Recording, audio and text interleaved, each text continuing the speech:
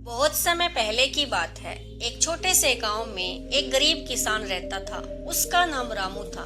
वो बहुत ही मेहनती था, लेकिन उसकी फसल हमेशा अच्छी नहीं होती थी, जिसके कारण उसका परिवार काफी तंगी में रहता था। एक दिन जब रामू अपने खेत में काम कर रहा था, तो अचानक उसकी कुदाल एक कठोर वस्तु से टकराई। उसने सोचा कि शायद कोई पत्थर होगा, लेकिन जब उसने ध्यान से देखा तो उसे एक पुराना घड़ा दिखा।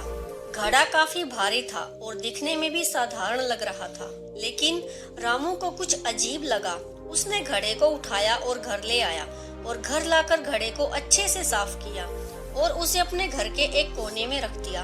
अगले दिन जब रामू की पत्नी ने उस घड़े में अनाज रखा, तो आश्चर्यजनक रूप से वह अनाज 2 गुना हो गया और यह देखकर रामू और उसकी पत्नी हैरान रह गए।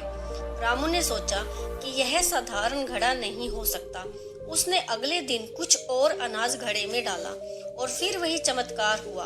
हर बार जब रामू कुछ भी घड़े में डालता, तो वह चीज 2 गुनी होकर वापिस आती।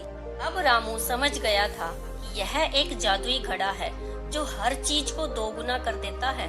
और रामू और उसकी पत्नी ने इस जादुई घड़े का इस्तेमाल करके धीरे धीरे अपनी आर्थिक स्थिति सुधारी। वो अब खुशहाल जीवन बिता रहे थे और बहुत ही सावधानी से इस जादुई घड़े का इस्तेमाल करते थे और अपने लालच को काबू में रखते थे। गांव के बाकी लोग भी रामू की मेहनत और सफलता को देखकर प्रेरित हुए, लेकिन गांव वालों को कभी भी घड़े के जादू के बारे में पता नहीं चला। इस जादुई घड़े ने रामू के जीवन को पूरी तरह से बदल दिया, लेकिन रामू ने कभी भी इस जादू का दुरुपयोग नहीं किया। वह जानता था कि अगर उसने इस शक्ति का गलत उपयोग किया, तो वह फिर से अपनी पुरानी स्थिति में लौट सकता है।